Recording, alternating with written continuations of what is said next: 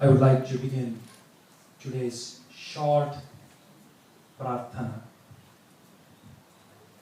with a verse from Harivamsha, which is the prelude to the great epic Mahabharata. And then I'll tell you why I started with this verse. Please look around you, look beside you. There is Ishvara everywhere. There is nothing here that doesn't have Ishvara. With that in mind, let's go through this small verse from the beginning of the book Mahabharata.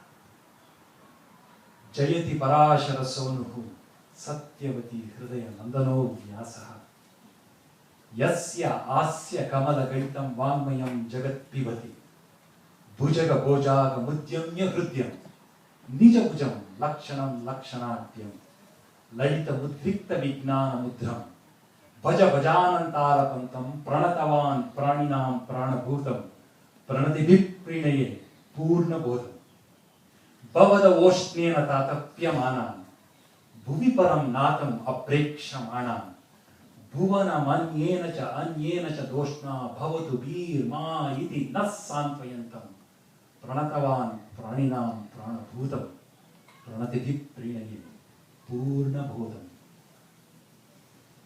Professor Dr. Purna Prasad and every one of you, it's a pleasure to discuss with you very briefly about this wonderful Vedantic thought. And the very essence of this thought is Shiva, Ishvara. What does Ishvara mean?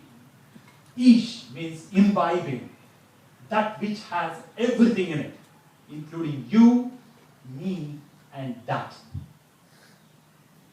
The problem is with that, the Prakriti, as Professor was mentioning. The biggest challenge that one has here is, how do you realize God? How do you realize Ishvara? And that's a very difficult thing. I know how I can realize Ishvara. Unfortunately, I don't know how you can realize Ishvara. That you will have to find out yourself. Because Ishvara is everywhere, inside you, outside you. Every name represents Shiva. The very concept of Shivalinga has a beautiful philosophy behind it. It actually is the very masculine form, which is called the Purusha, that is coming in union with the Prakriti, which actually is nature. This is what you get for working at Stanford University Medical Center, because you get paid in the middle of a lecture. Anyway, I have taken care of that. So when you see the Shivalinga, the base of the Shivalinga is the embodiment of Prakriti, nature. And above it is Purusha, the creator. There is this union of Purusha and Prakriti, Purusha and Shakti, giving rise to this wonderful energy which can neither be created nor destroyed. That is the law of conservation of energy according to the Newtonian physics, the physics of Einstein, and everybody. That is Ishvara. So how does one realize Ishvara? See, the challenge here is, there is the Prakriti, Ishvara. Beyond that is the Purusha, who is created it. And here we are all the Jivas. So in between us, the Jivas, and Ishvara is the Prakriti. And the Prakriti is like a screen. In order to remove the screen and realize the Almighty, you need to have some sort of diplomatic power. Parthasarathy knows all about this. Now, this diplomatic power is what is called, another name for diplomatic power is mediation. That is where meditation came from. you must be able to mediate with yourself in order to remove or take this screen of Prakriti and then look at Ishvara. This wonderful philosophy was brought out in Ramayana by Valmiki. After writing the Ramayana, one of the Saptarishis asked Valmiki, can you basically define Ramayana in one sentence? And Valmiki said, absolutely. Rama is the Ishvara, Sita is the Prakriti, and Lakshmana is the Jiva. For Lakshmana to see Ishvara, the Prakriti Mata Sita has to come aside. He has to mediate with her, meditate on her to come aside. Then Lakshmana will be able to see Shri Rama.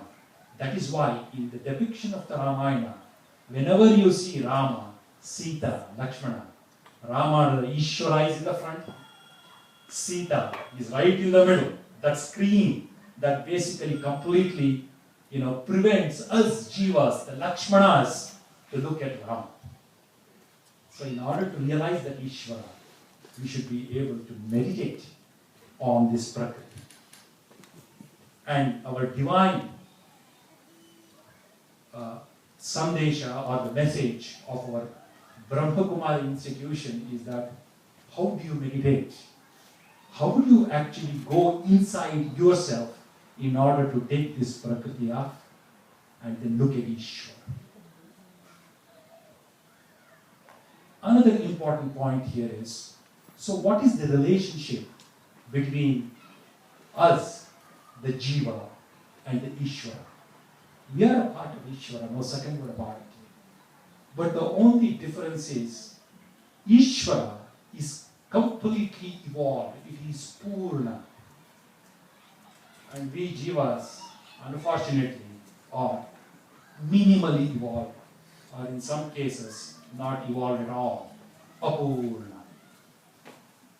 So, we are a reflection of the divine. And this is what is called in the Vedas as the Bimba Pratibimba Vasa. Here is the object, the divine, and we are the reflections. Then one may argue, well, we are all the reflections, we all should look alike. No, you don't look alike, unfortunately, because your reflective surface actually is at different angles. The law of reflection from physics.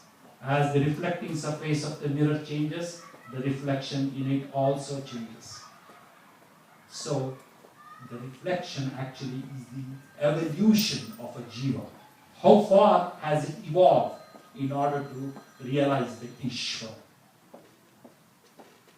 And how do you actually realize the Ishvara? It is only through mediation, meditation. A very simple way of explaining the relationship between Jiva, Ishvara, and what is in between us, the Prakriti, everything around us. Okay, everything is fine. But how do I basically know where I am in these steps of evolution? In order to know where you are, you need to know who you are. Because right at this stage, I can only speak to myself. I don't know where I came from. I don't know where I am going. And I don't know why I am here. But I just know that I am blessed because I have this wonderful opportunity to talk about my ignorance to all of you. And also look at the Vedas and Upanishads to give me that next step for me, the Lakshmana, to be able to mediate and meditate on the Prakriti called Sita in order to realize the Ishvara. And that realization should come every day. Today is an auspicious day, SHIVARATRI. But when you meditate every day and you're one step closer to the realization of Ishvara, every day is a SHIVARATRI. With that, my dear devotees, Thank you very much. Om Swasti.